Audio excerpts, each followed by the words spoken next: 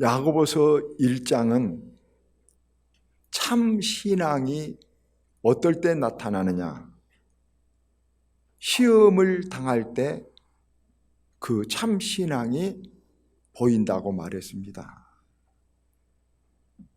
그래서 우리 한국 교회가 코로나가 오니까 20-30% 교회가 수축이 되고 모든 것들이 감소됐다고들 말합니다. 참 신앙이 코로나 속에서도, 이 시험 속에서도 드러나게 되는 것입니다. 그래서 1장에서는 참 신앙은 시험의 때 알아볼 수 있다.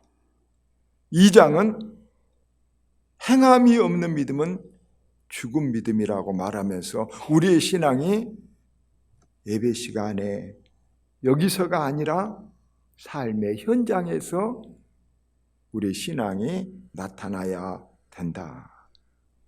이렇게 말씀을 드렸습니다.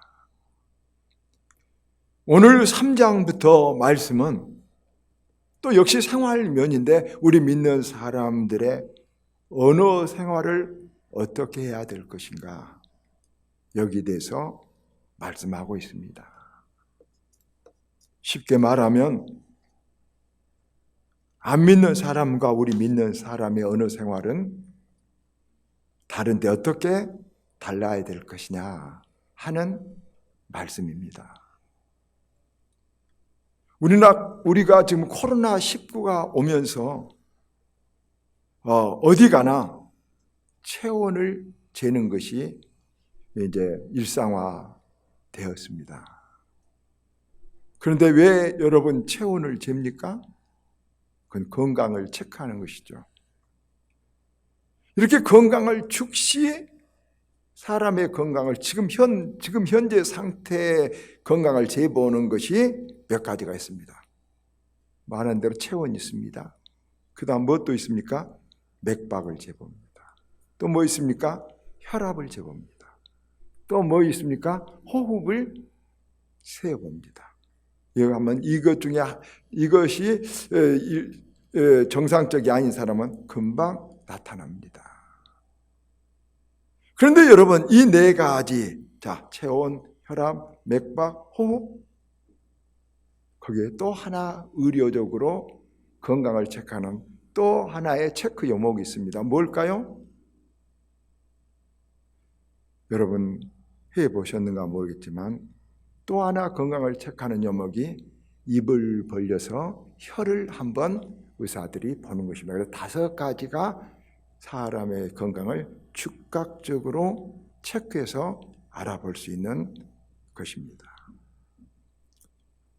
오늘 말씀도 우리 인생의 건강, 신앙의 건강을 볼 때 그 사람의 혀를 한번 보라. 은유적이죠? 그 말, 언어 생활을 보라고 말씀하고 있습니다. 가만히 한번 내 언어 생활, 다른 사람들이 하고 있는 말의 언어 생활을 생각해 봅시다. 그러면 거기에 신앙의 건강성, 인생의 건강성이 나타나 보인다는 것입니다.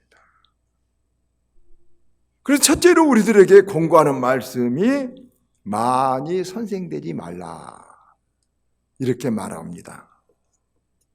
여러분 1절에 내 형제들아 너희는 선생된 우리가 더 큰 심판을 받을 줄 알고 많이 선생되지 말라. 선생되지 말라는 말이 선생이 많이 될 수가 있고 뭐 2명도 내가 될 수 있고 그런 뜻은 아니죠. 선생은 옛날 이스라엘의 랍비라고 말하는데 교훈하고 훈계하는 사람을 랍비, 선생이라고 그랬습니다.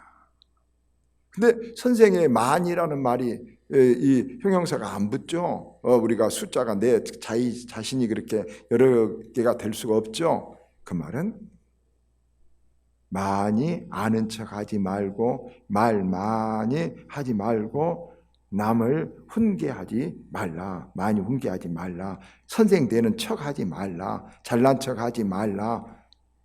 이런 말씀입니다. 여러분 구약 시대에는 위계 질서가 딱 있어서, 여러분 구약 성경에 보면 사람을 훈계할 수 있는 사람이 두 사람이었습니다. 아버지와 랍비, 선생. 그런데 이제 신약 교회에 와서 이제 자유가 주어지니까 막 교회에서 아무라도 서로 간섭하고 훈계하고 아는 척하고 막 이렇게 하니까 교회가 시끄러워졌습니다. 우리 말에 그런 말이 있죠. 말 많은 집 장맛도 쓰다. 어디든지 말이 많고 주장하는 곳이 많고 그러면 쓸 일이 일어난다. 여러분 말 많으면 어떻습니까? 잘난 척하고 자랑하고 서로 비교하고 그러면 배가 아프고 남 흉보고 그래서 다투고. 교회가 그러면, 어떤 공동체가 그러면 은혜와 생산성이 떨어지고 쓸데없는 일에 많은 에너지를 쓰게 됩니다. 여러분 자동차 바퀴가 비가 올 때 수렁에 딱 빠지면 나오려고 막 악셀이다를 막 밟으면 왱왱하고 헛바퀴가 돕니다. 그러면 앞으로 가지는 않지만 기름은 2배, 3배 훨씬 많이 기름이 들어버립니다. 바로 교회가 혹은 어느 공동체든지 가정도 마찬가지고 어느 부분들 말이 많습니다. 우리나라 보십시오. 정치가들 말꾼들만 모이는 것이죠. 여러분 그렇게 할 때 그것이 수렁에 빠진 바퀴처럼 에너지는 많이 사용되지만 생산성이 없습니다. 장맛이 쓰다는 속담과 같이 쓸 일이 자꾸 일어나는 것입니다. 제가 신학교 다닐 때 신넬이라는 선교사, 미국 선교사님이 계셨습니다. 그분이 설교 중에, 강의 중에 한국 사람은 참 어느 미국 사람이야 누구보다도 나무 일에 너무 쓸데없이 관심이 많은데 나무 흉보거나 나무 말하기 좋아한다. 우리는 모르죠. 그래서 칠판에다 그런 글을 써놓습니다. Great Mind Discourse Idea. 큰 사람은 사상을 이야기하고 사상을 논해요. Average Mind Discourse Event. 평범한 일반 사람들은 홍수가 났네, 뭔 났네, 코로나가 뜨네 그런 이야기를 많이 하는 것이죠. Small Mind Discourse People. 소인배들은 사람들 뒷담이 나고 사람들 말이나 하는 거죠. 여러분 유명한 말이에요. 기억하세요. 큰 사람은 사상을 논해요. 예수님 이야기를 해요. 큰 사랑은 복음 이야기를 해요. 그러나 보통 평범한 사람들은 홍수가 났네, 뭐 어쩌네 저쩌네 이런 이야기들로 주로 많이 하죠. 소인배들은 나무 뒷담화나 하고 나무 흉이나 본다는 말이죠. 여러분 남의 말을 많이 하고 그런 말들이 많은 곳은 바퀴가 웅덩이에 빠지는 일과 같이 에너지는 많이 사용되면서 생산성은 안 일어나는 인생을 그런 공동체가 되는 거예요. 장수의 역설이란 책에 보면 이런 말이 있어요. 장수하려면 배를 다 채우면 안 된답니다. 그 실컷 먹었다. 그건 아주 건강에 안 좋은 것이죠. 조금 더 먹고 싶은데 남겨야 돼요. 또 하나 재미도 즐거움도 정말 좋았다 그러면 안 돼. 우리가 예를 들면 호르몬이 만약에 뭐 엔돌핀이랄지 이런 호르몬이 너무 많이 나와버리면 그 뒤에 부작용이 생깁니다. 너무 좋은 호르몬도 많이 나와도 좋은 것이 아니라고 그러시죠. 너무 즐거움도 과도하면 안 좋다는 거죠. 그래서 즐거움도 좀 더 하고 싶은데 남긴 거죠. 말도 그래요. 다 하고 싶은 말 다 해버리면 안 돼요. 더 하고 싶었는데 남긴 것이 인생이 건강한 것이죠. 여러분, 우리가 많이 선생되지 말라. 그래서 그 말씀의 비유를 두 가지로 오늘 하고 있는데, 우리가 달려가는 말, 짐승 말에 재갈을 먹인 것처럼 입에 재갈을 먹여라는 거죠. 하고 싶은 대로 다 제어하지 않으면은 여러분 위험하다는 것이죠. 또 배의 키라는 것은 이렇게 돌리면 도도도 돌아가는 방향을 트는 것이거든요. 배의 키와 같이 내 말이, 내 입이 역할을, 운명의 방향을 결정한다는 것이죠. 여러분, 그래서 앞에 말했듯이 혀를 보면 몸의 건강만 아니라 인생의 건강도 나타나는 것이죠. 말 절제하지 않고 생각해보지 않고 하고 싶은 대로 다 하고 하고 싶은 말 꼭 해버린 사람들은 그 인생, 여러분, 쓸데없는 헛바퀴 도는 구렁이에 빠진 것처럼 인생이 가지 못하고 헛된 에너지 거기서 쓰고 인생이 소비된다는 것입니다. 그래서 여러분, 우리가 입에 그 보면 건강에 척도가 나타납니다. 죽겠다. 그러면 내 인생의 방향이 헛말처럼 해도 죽을 쪽으로 자꾸 배가 움직여 가고 있는 거예요, 여러분. 감사합니다. 어려워도 막 그렇게 하면 내 인생의 배를 감사한 쪽으로 돌리고 있는 거예요. 저는 365일 땡큐라는 책을 읽고 완전히 인생이 가정도 직장도 건강도 깨져버린 사람이 죽어보려고 길을 가다가 하나님 음성처럼 너는 감사하지 않으면 살 수 없다, 그 말이 번개처럼 영감으로 와서 날마다 감사 편지를 쓰고 감사 일기를 써가지고 3년 만에 대역전을 일으킨 좋은 책이 있어요. 365일 땡큐. 그걸 보고 느꼈습니다. 감사합니다. 억지로라도 어려워도 그러면 내 인생의 배를, 내 인생의 방향을 감사한 일이 일어난 쪽으로 돌리는 것입니다. 있는 대로 말하지 마시고 바라는 대로 말하시기를 바랍니다. 있는 대로 여러분 다 말하지 마시고 소망한 대로, 꿈대로 이야기를 할 수 있기를 바랍니다. 지금 죽을 일이 생긴다고 오며 죽겠네. 죽을 쪽으로 지금 내 배, 인생의 배가 가고 있습니다. 그럴수록 하나님 감사합니다. 하나님 의지하고 이렇게 나아갈 수 있을 때 내 인생의 배가 그쪽으로 바로 배의 키와 같이 돌려진다는 이 축복의 비밀을, 하나님 말씀이 우리에게 가르쳐준 이 비밀을 아시기를 바랍니다. 유명한 인류학자, 여러분 제인 구달이라는 사람들이 애국 TV에도 많이 나온 사람. 이 제인 구달이 그렇더군요. 그렇게 말하더군요.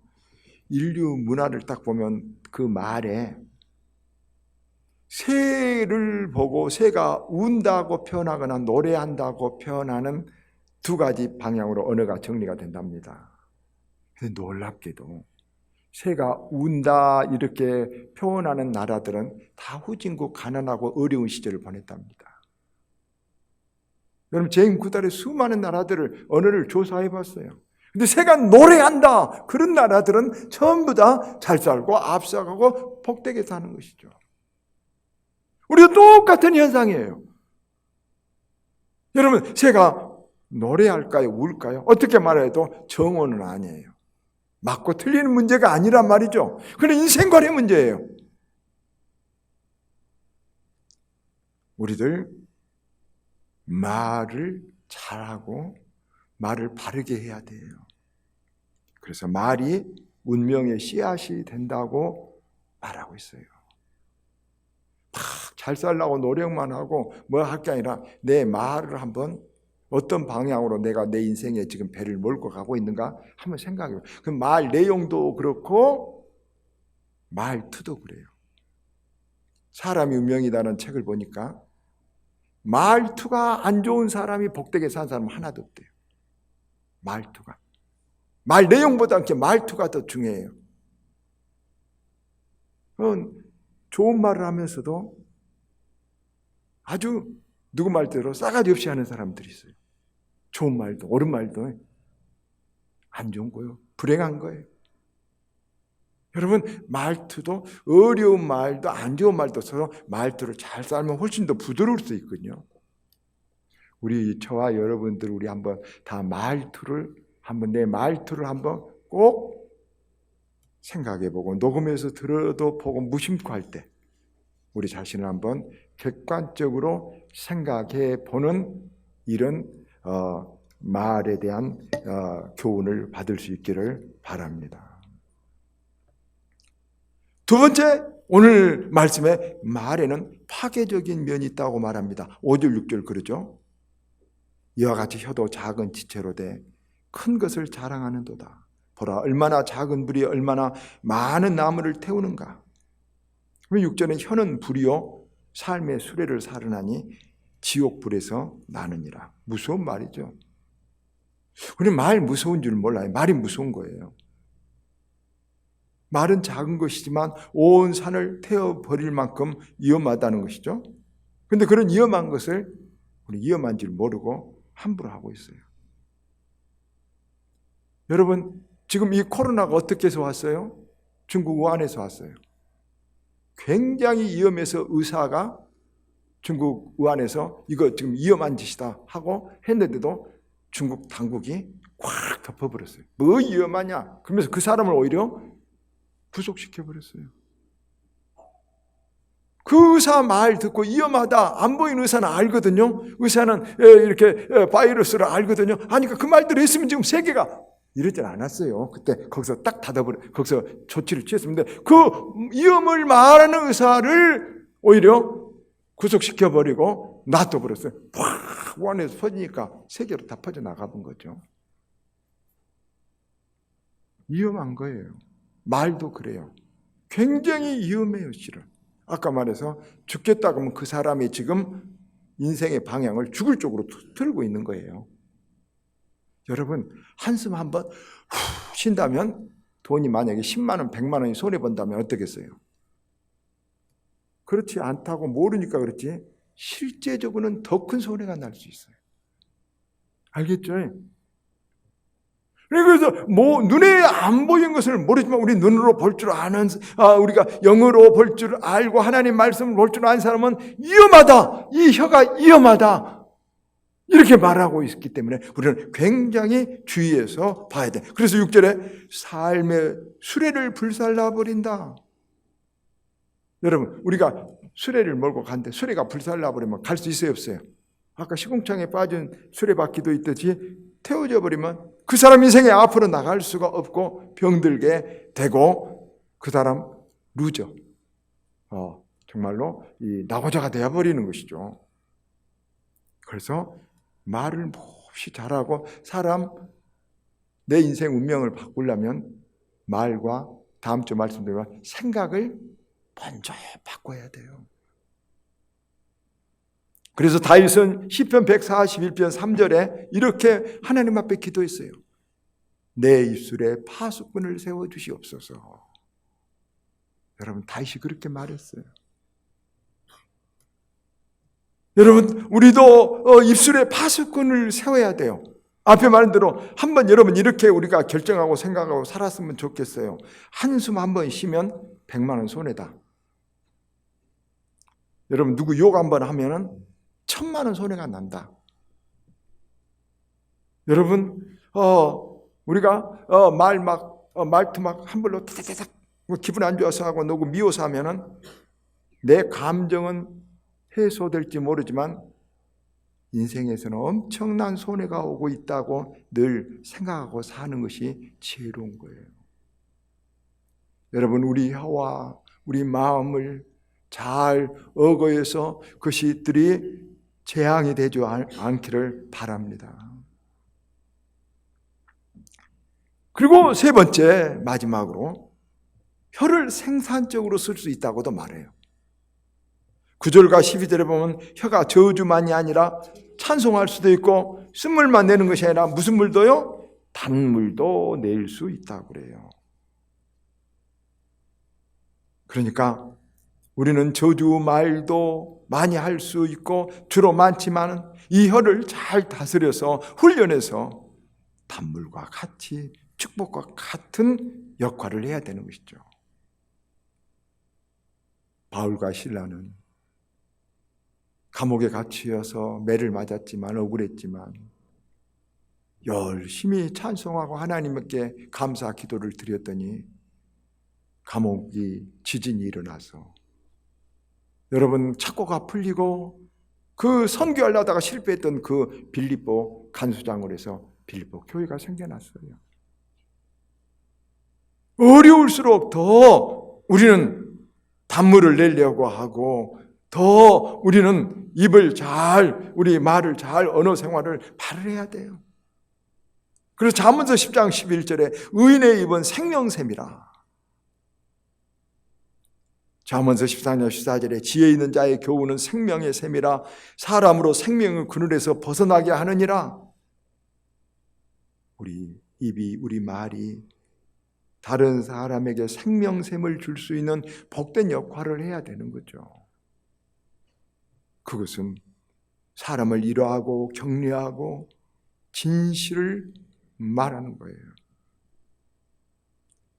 진심으로 그렇게 한 사람은 그 입이 생명샘과 같이 여러분 참으로 단물을 내는 것처럼 귀한 역할을 하게 되고 그 말대로 그 마음대로 하나님께서 응답해 주시는 거죠.